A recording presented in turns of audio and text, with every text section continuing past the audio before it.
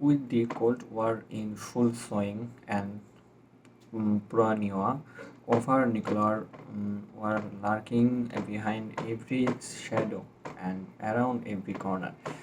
The US military had to be sure that their supercomputers in one part of the country could talk to their supercomputers in other parts of the country without getting interrupted completely.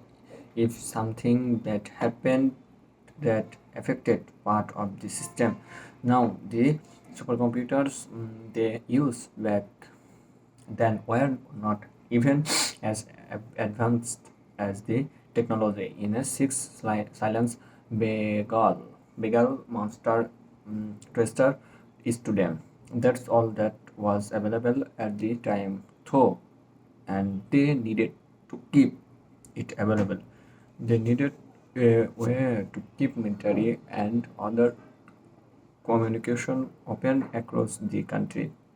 In the event of a roast case scenario, way back in 1962, my biggest concern in life was that my parents got upset with me every time I overturned a bowl of rich rice rice on my head and shook my jammies and my high chair. True story. That was the year that I think my mother realized that raising kids was going to be as easy as she thought.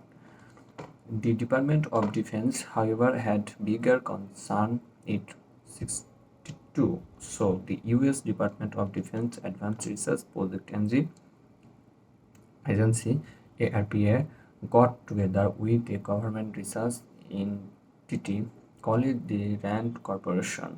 They began trying to figure out how to make computers talk to each other across the country and to keep them doing so if part of the system was damaged.